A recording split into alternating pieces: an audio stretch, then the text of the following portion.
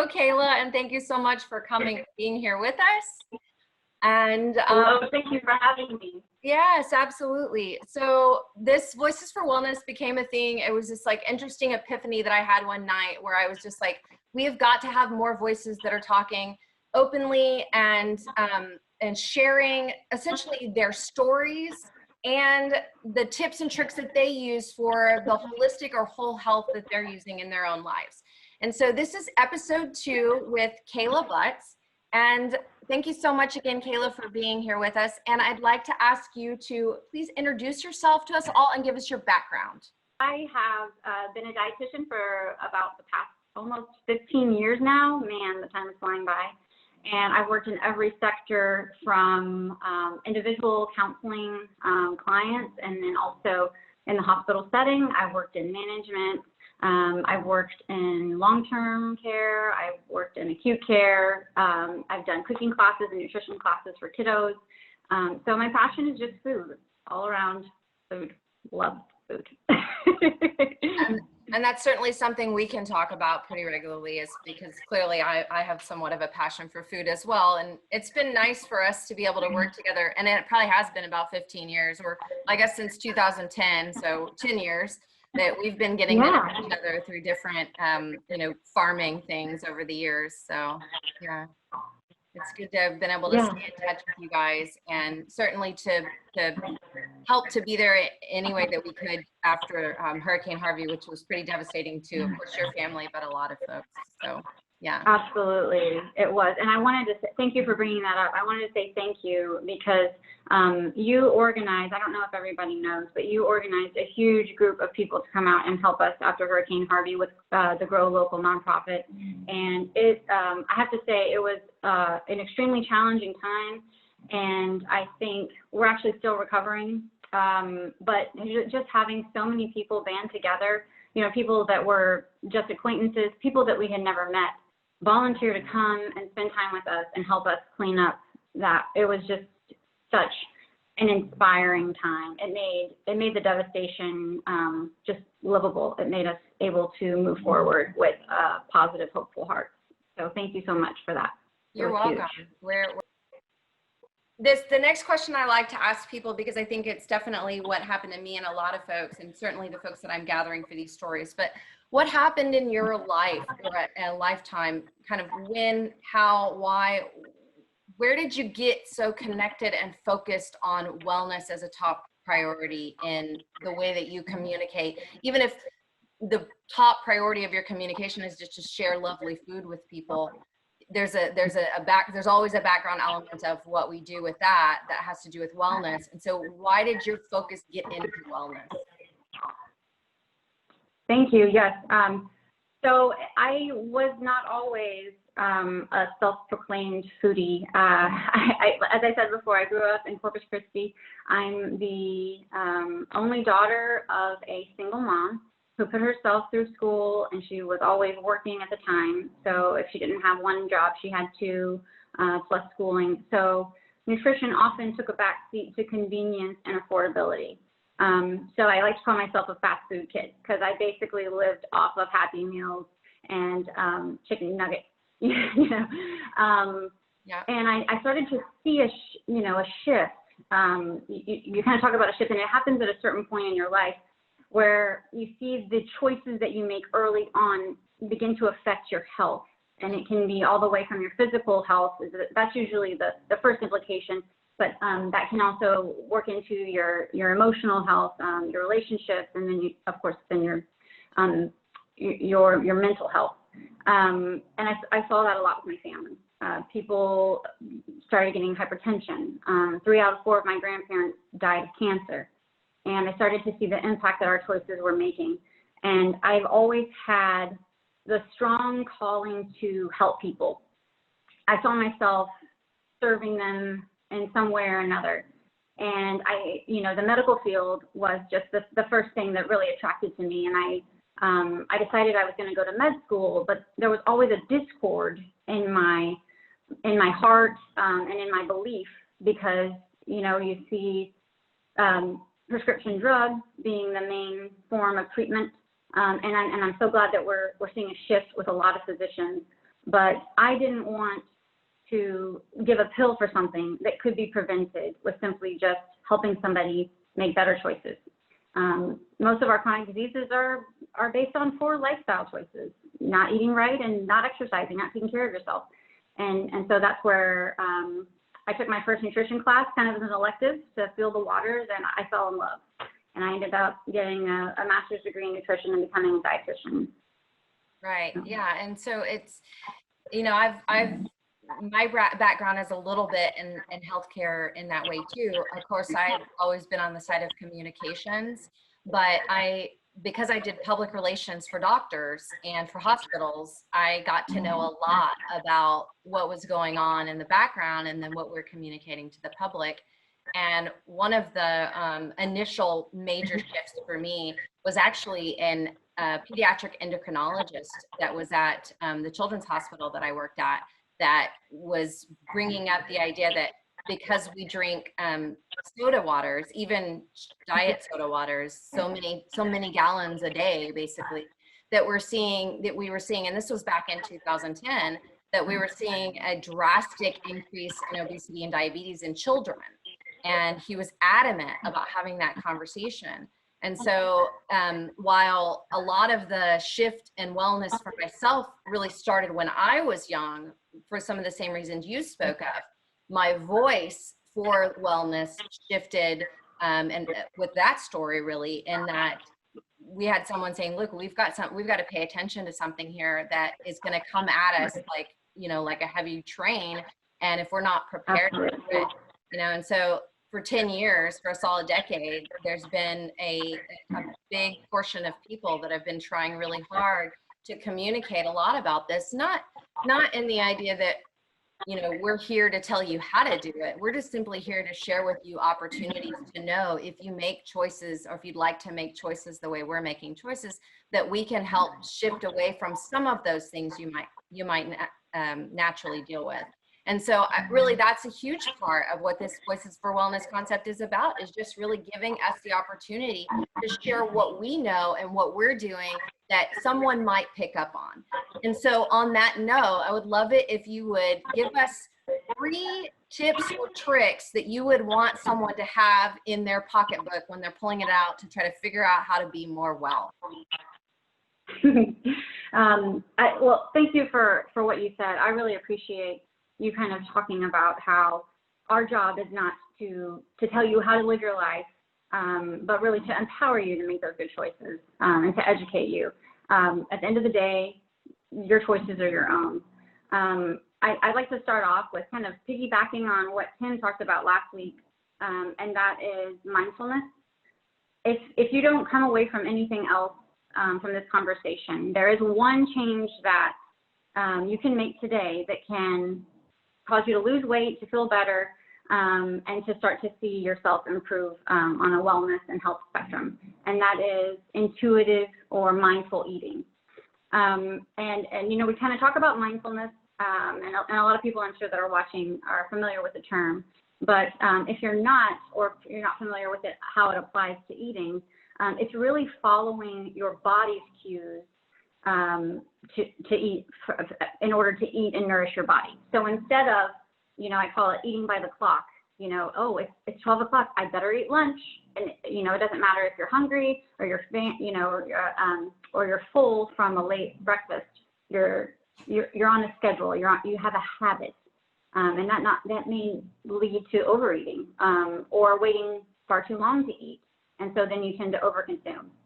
Another thing about mindful eating is really making that mind-body connection that we often don't make as dietitians, unfortunately. Continue on with that, because I think that mindful eating is very important. And I also think I want you to dig into a little bit more this thing that you talked about, where it says mindful of what your body is calling for. And the reason is because I think sometimes what concerns me is a lot of times folks don't know what their body's saying to them. They don't know what that means. And so I think that's a very important part of what you said. Go ahead. You are totally right. We lose track of that. You know, as children, as babies, we naturally are in tune with our body signals of hunger, of satiety, and so we tend not to overeat. That's why we kind of say eat like a toddler and just take little nibbles here and there, because they're very good at detecting when they're full. And as adults, when we have giant portion sizes, we ignore those cues. I mean, it takes 20 minutes for the hormone to reach from your stomach all the way up to your brain and signal it that you have had enough to eat. Most of us have eaten 2-3 times more than we need to by the time that 20 minutes is over. So it's really asking yourself, am I really hungry? Or am I tired? Am I stressed? Am I sad? Am I happy? Am I excited? So much affects what we eat. Am I thirsty? Because a lot of times, exactly, for me, I'm thirsty, you know? Yes. Absolutely. And, you know, your body's saying, well, food has fluid in it too, so why not eat, you know, eat a little something. Exactly. And I think, you know, we could talk a lot about emotional eating, which is, you know, it's on the spectrum of psychological disorders. It's actually, you know, anorexia nervosa and bulimia. Those are any kind of disordered eating that has the highest mortality for any kind of mental disease, unfortunately. So that is a real concern. And a lot of us do struggle with those disordered eating patterns. But most of us, just on a daily basis, we eat for other reasons than what food was made for, to nourish our bodies. We eat because out of an emotional response, or because we're just not checking in with our body. A great tool that I use is, and you've probably heard of this one, Aislynn, is the satiety scale. And I love it because Tim used a scale for his presentation as well. So yes, and I think that's really good. Yes. Yes. Yeah. Oh, this is a great tool that I use myself. So think of your level of fullness as a scale from 1 to 10. So 1 is like, I am famished. I could eat a horse, probably literally. 10 is going to be, I'm so, you know, I've had Thanksgiving dinner. I'm so stuffed. I got to undo the top button of my pants. And then I go back for pecan pie, right? So where you're happy, I'm guilty as charged. Right. Goal is to try to stay in between a 4 to 6 range. That's your happy place, so that you're not getting ravenously hungry or you're tempted to make less than ideal food choices. Just grab whatever's easiest, and 9 times out of 10, as we know, that's going to be convenient food. That's why I have a bunch of fruit out on my counter instead of some cakes and cookies and chips. So that 4 to 6 range is I have to say, it's difficult to stay in there, and a lot of people really struggle with eating smaller amounts. So little tips and tricks that you can do is, having a conversation with someone, but still checking in with your body during meals, taking sips of water in between meals, putting your fork down, relaxing, leaning back in your chair, having that conversation to give your body time to send that signal to your brain and say, hey, I'm actually full. I only need to eat half of my food. Can I get a doggy bag? And you'll find that you don't have to change anything else. You can continue to eat all of your favorite foods, and that one change can make a huge difference. Second tip. I know that one was a pretty wordy one, but this one is simple. Don't buy into labels. I'm sorry. Do you have a question?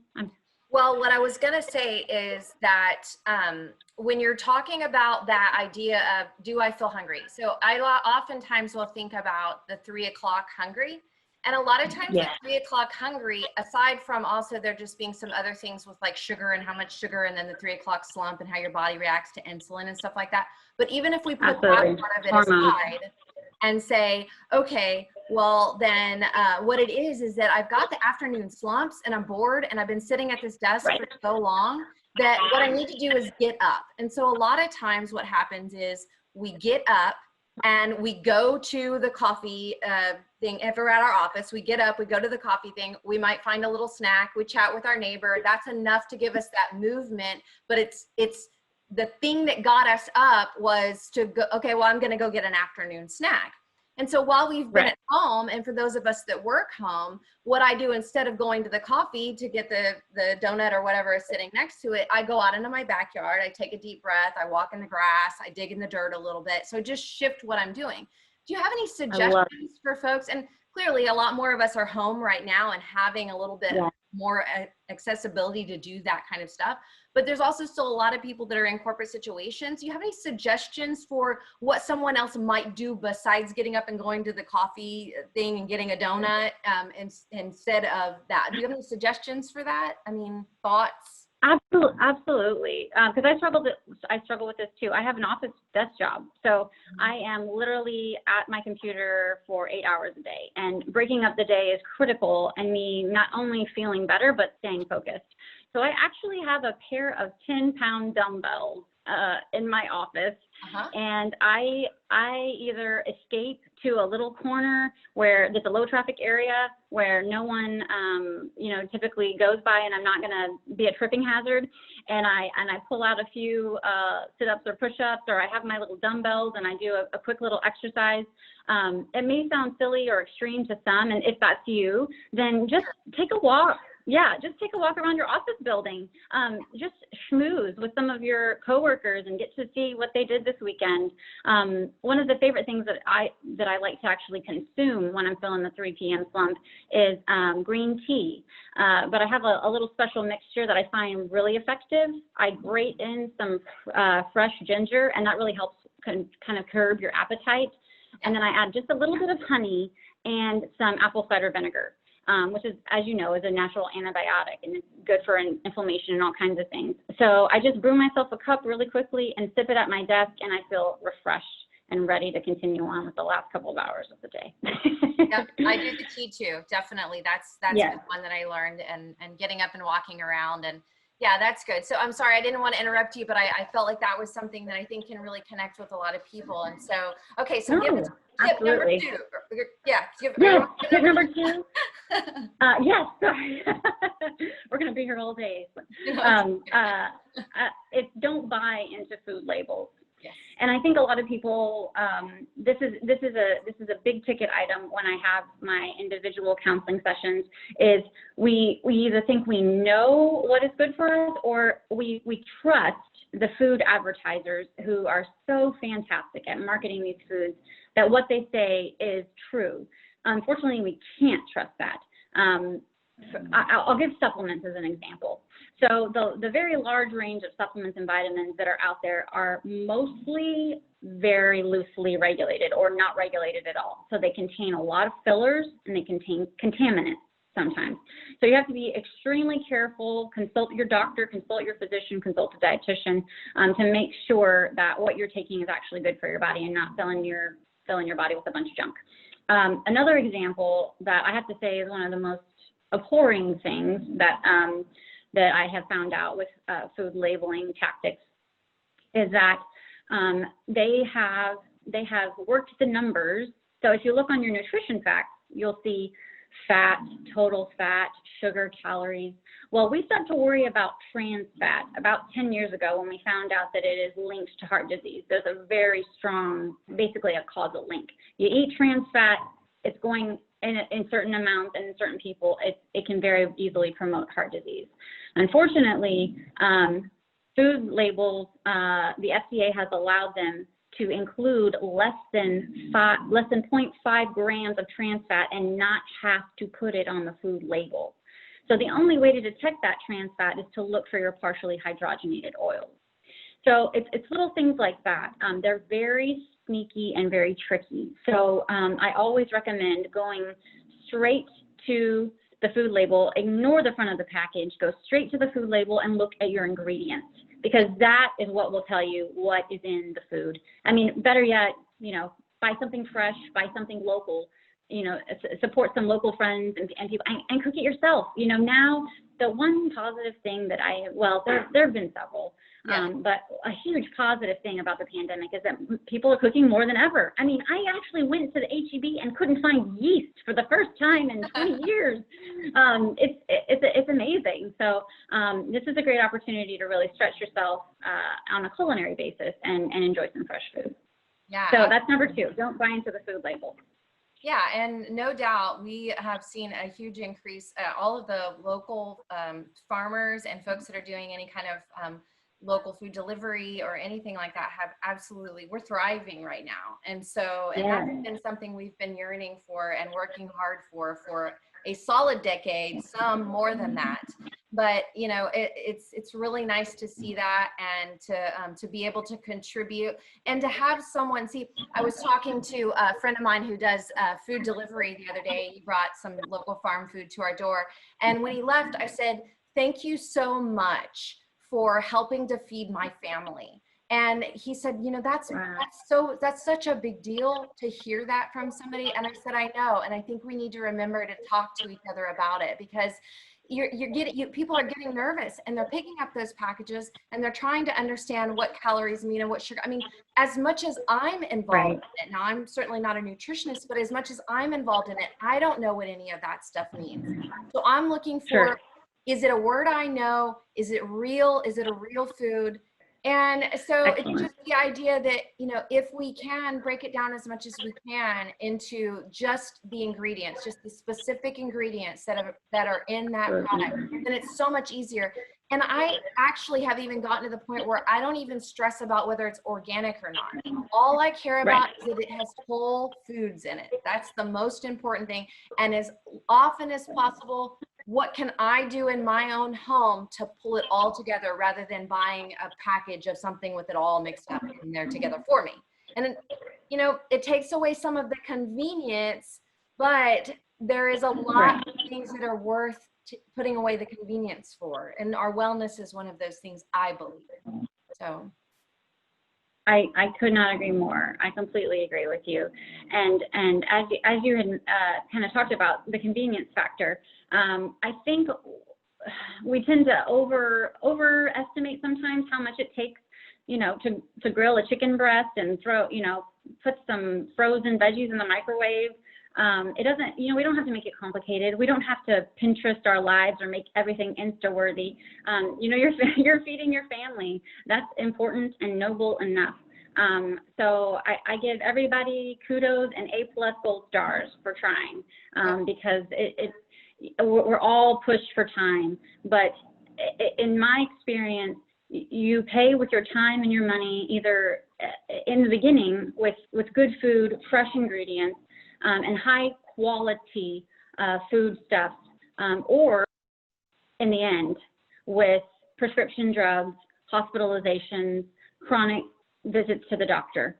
So to me, it's kind of you know, there's two choices, and how would you like to proceed, you know? Yeah. So you kind of mentioned eating organic, and that is something that I wanted to address. My personal experience, it's kind of a unique one, I think, because here I am, I'm trained in all this like traditional nutritional globbledy-gluck, right? Like I was in my 20s, I was right out of grad school, I felt pretty confident, like I knew what I was talking about. I was exercising probably excessively, I'll have to say. 5 times a week I was cycling, I was running with my dog, like 6 miles a day. I had a personal trainer. I did the low fat protein, no fat. I had my lean dairy. I had my 5 servings of fruits and vegetables. I had all my 20 to 30 grams of fiber every day. And then I met my husband, and one I guess it was our second date. He fed me a bacon cheeseburger, which is something that I would never eat. And I didn't want to, you know, be rude and say, hey, I'm sorry, this goes, yeah, sorry, no, I haven't eaten bacon in 5 years. But, you know, it was his food that he grew. And I was very skeptical. Because, you know, a tomato is a tomato is a tomato, right? Tomato, it's all the same. And so I ended up eating that bacon cheeseburger. That's pretty much the best dang bacon cheeseburger I've had. And, well, as I said, didn't even have bacon. So that's all it took. The first date, and you were sold. I was absolutely. I was sold. I was like, let's get married. So the crazy thing is I started to incorporate a lot of what I considered to be my no-no foods. So I was eating a ton more bread, because he loved freshly baked bread.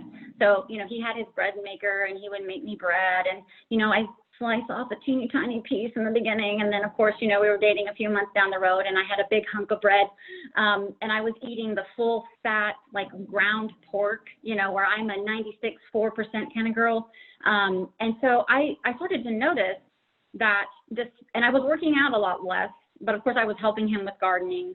And I started to notice that the pounds were just peeling off of me. It was bizarre. I lost 20 pounds in 6 months without even trying. And so I went from this like hyper vigilant, like almost obsessive, unhealthy, you know, just attention to every calorie that I put into my mouth, to eating wholesome food that was grown, you know, basically feet away from where it was, you know, picked and served and prepared.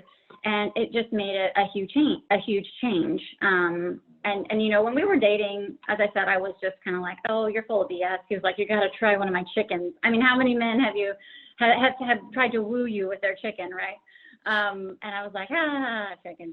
But I started to do research just on what is this that I'm experiencing? Because my whole life I've struggled with my weight. I was the chubby kid. I gained the freshman 15. I was so happy to maintain like 127. You know, that was the number that I was always stuck at. I was plateaued despite all of my energy and effort. And here I am, you know, down almost 20 pounds. I don't understand what's going on. And the third point is if you, like me, feel like you are being sabotaged in your health goals, there is an underlying, you know, and it's not malicious, but it's a part of our food system that we tend to ignore, or is not brought up as much as I feel like it should be. And that is the stuff that's in our food that shouldn't be in our food. It's things like pesticides, which have been linked to everything from Parkinson's to autism to cognitive decline and cancer. And it's really bad for our kids because we've got, you know, huge neurodevelopmental issues with kids that are exposed to tons of pesticides, one of which is glyphosate, which is in Monsanto's Roundup. And then we've got things that we don't tend to think about. They've been classified as something called obesogens. These are chemicals that disrupt our hormones. They cause us to not only gain more fat through fat cells proliferating, so dividing, storing more fat, getting larger. And fat cells are one of those things that you can, when you lose weight, you lose the fat in the fat cell, but the fat cell never disappears completely. So you might notice that it becomes more difficult once you gain weight to lose it. These things are things like your BPA, which has gotten a lot of press in the past decade or so, the plastics, and then the lining of your cans. These are things like dioxins and herbicides. They're things like your phthalates in a lot of your food packaging. So we tend not to think about the plastic over our mushrooms. We tend to think like, I'm eating a mushroom. This is good for me. It's actually one of the few foods that's relatively high in vitamin D. Like, wow. You know, so these are things to consider, right? So soybeans, which I think if you start reading your food labels and you haven't yet, you'll be very surprised at how much of our food consists of soybeans, especially processed food. It basically acts like estrogen. It naturally produces something called phytoestrogens. It acts like estrogen in our body, and unfortunately, it tends to cause us to gain weight and have reproductive issues. And with so much soy and so much of our food, you have to wonder if so many, you know, I'm a woman in my mid-30s now, and I've had a lot of friends struggle with fertility and getting pregnant and then not being able to see the baby through their pregnancy. I kind of just have to wonder if some of this is connected to the food that we're eating, not just a hereditary thing. So I guess the third thing that I want to say is there's more to our food than just our food. I used to think, you know, tomato, they're all food is the same. If you eat your fruits and vegetables and your lean protein and your whole grains, you don't need supplements. But through my research, I found that that's not necessarily true. the pesticides, the herbicides, the chemicals that we put into our food, it actually makes our food less nutritious. I'll use like the tomato for an example. So I've seen you grow, and your mom and dad grow, the most beautiful tomatoes. They are gorgeous.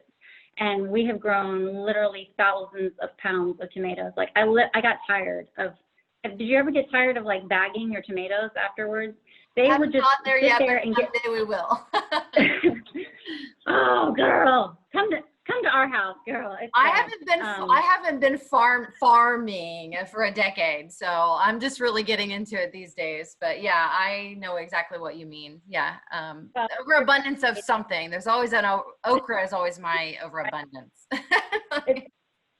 Hey, we always had like foot-long okras because, you know, we looked out there and one day they were great and, you know, just ready for picking, and then the next day they were huge and inedible. So yeah. I digress. Yeah.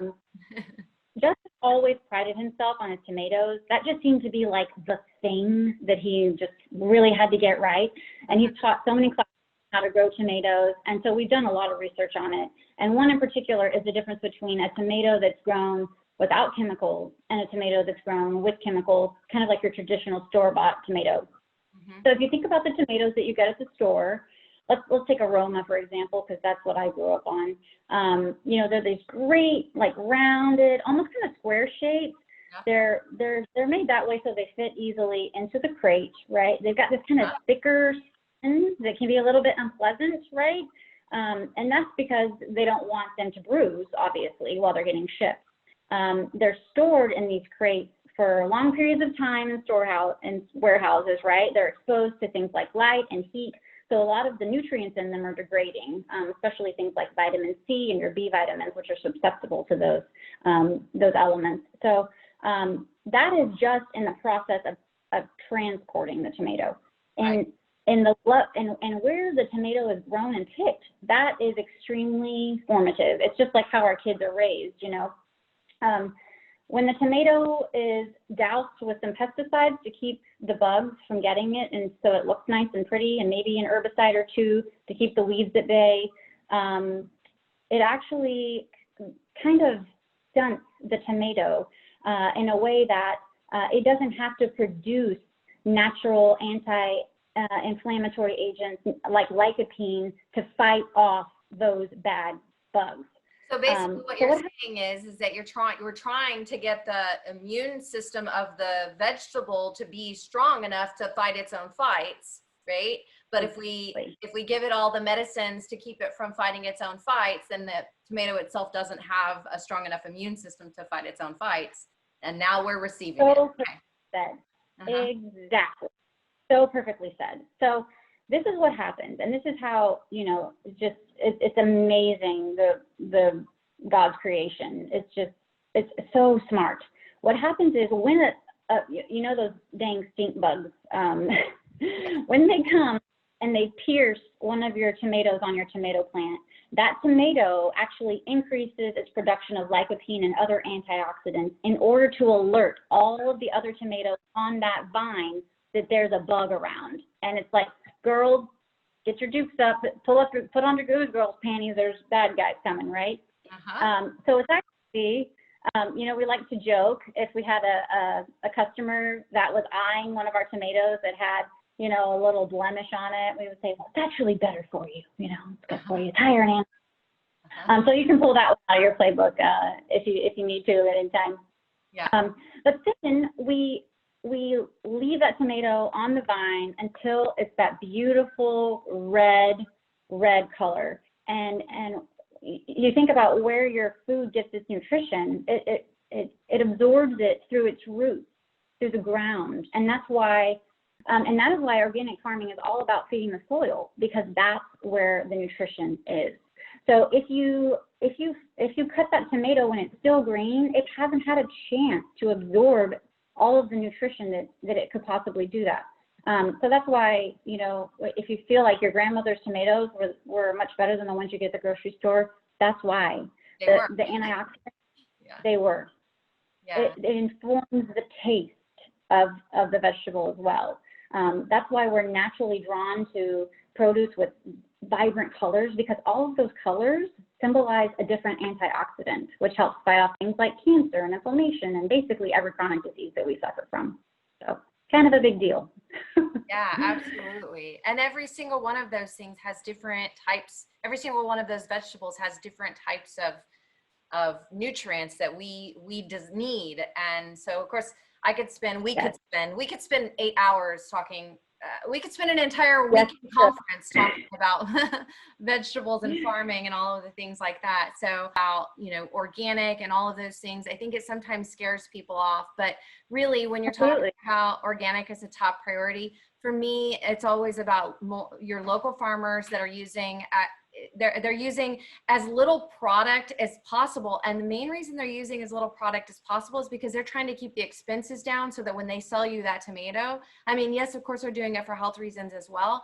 But if you keep that in mind, that just buying an organic tomato or being concerned about the fact that you didn't buy something organic from the grocery store, it matters. But what's even more important than that is that you got that locally grown stuff that's been grown with the most organic methods, beyond organic, we even call it sometimes. So I like that conversation. Yeah, and you can know that vegetable was able to maximize its nutritional content because it was picked at the peak of ripeness instead of getting picked sometimes months in advance and stored in a warehouse for extended periods of time. A vegetable is better than no vegetable. So it's still good. It's still good to eat unorganic produce. And I totally agree with you. I'm very biased in favor of local growers. Yeah. So you're singing my song. What have you seen in your field are the biggest challenges, or what's the biggest challenge you're seeing in your field for helping people to process this wellness concept?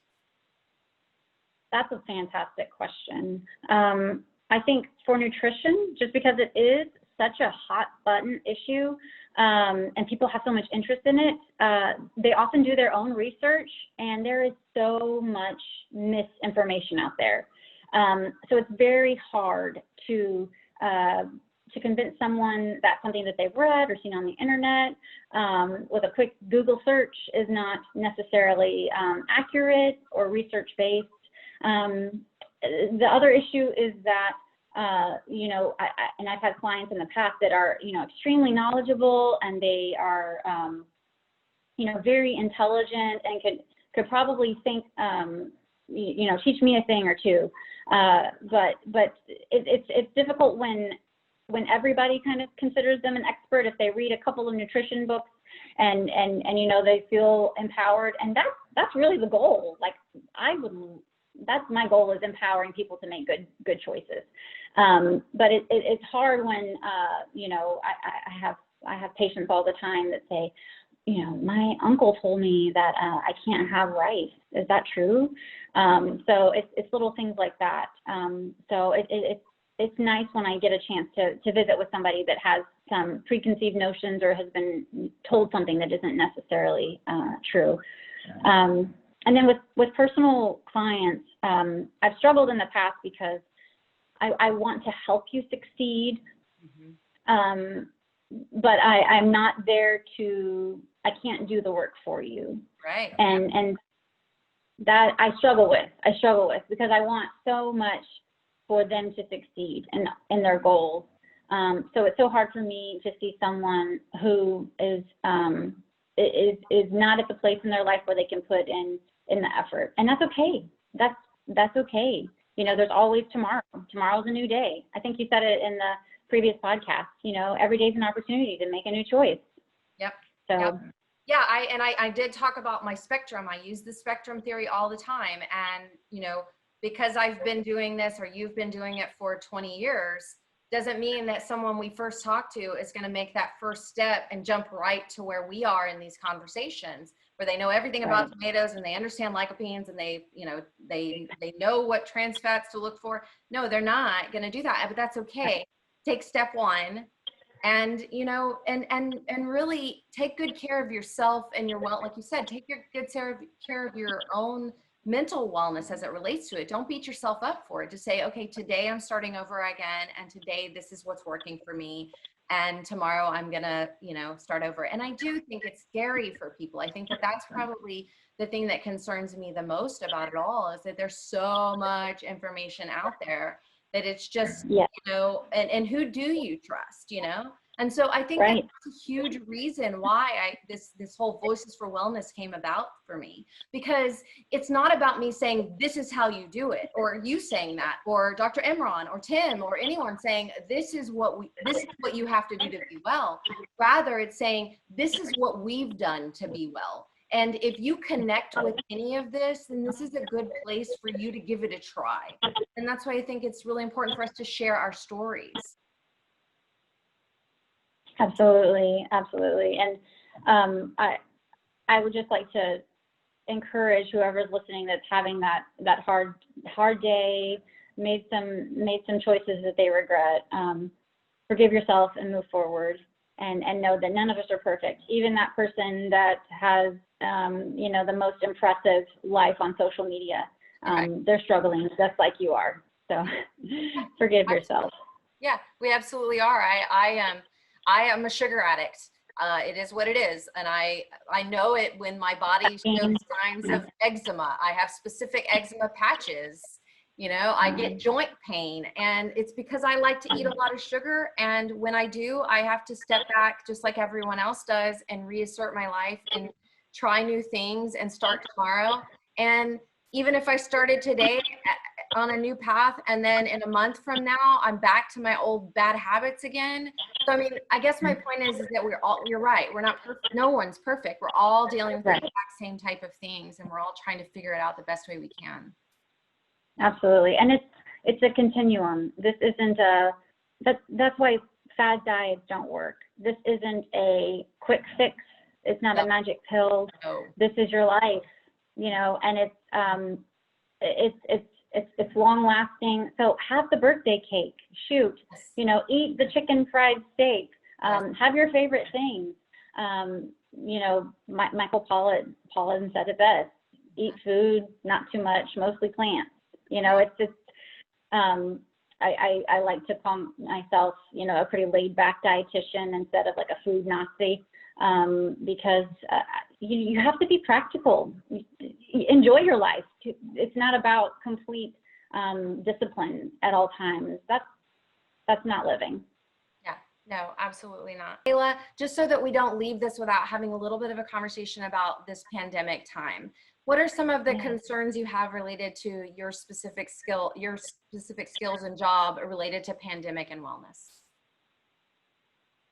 I have been very fortunate during the pandemic that I have not lost any close family members to this virus that we're dealing with. But I have seen every single one of my family and friends struggled with issues from mental health.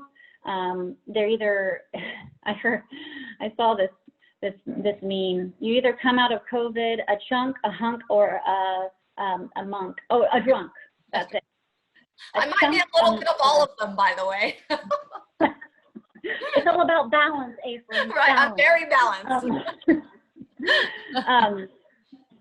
So, this pandemic has given us a chance to slow down, to really focus on the things that are important to us, and to start to prioritize our health, mental health included. So this gives you an opportunity to really do something out of your comfort zone now that you're more at home. Maybe, challenge yourself to trying a new recipe once a week, now that you have maybe a little bit more time and can cook, or you don't want to, go to the same drive-in place for the 5th time in a week. And know that everyone, we're all struggling together. You're not in this alone. Forgive yourself if you, like me, you have dealt with this by drinking a glass of wine every night to get to sleep. That's all the anxiety, and add the hurricane season on top of that. Right. And maybe challenge yourself to adding a healthy habit. you know, once to twice a week that you feel like you could sustain? Yeah, I think that's, I mean, I'm a crisis is an opportunity type of personality. And because of that, I look at every single crisis and go, how can I be better at the end of it, whatever that is, or how can I be better as we move through this time together? And so for me, and I think I actually, if I go back to hurricane, so now I've been through two as an adult that were pretty drastic and here in our area. And what I've learned from both of those situations is that my anxiety becomes an overproducer, an overdoer, I have to do. And so because of that, during this pandemic time and the need to do, you know, I'm finding ways to, you know, handle these types of situations like you're talking about, and to actively find ways to help and to do something better for myself, and to turn a crisis into an opportunity. And so whatever it is for you, and this, like I said, for those that didn't hear the interview with Tim Tate back a week ago, go back to that and listen to the conversation that food is just one part of it. Our mental health is a huge part of it, and they all intertwine. That's the reason why we're having the holistic wellness conversation, is because you can't take them apart from each other. They all interact together. Yeah. So if there was one thing that you wanted to make sure that someone heard from you today, what would that one thing be?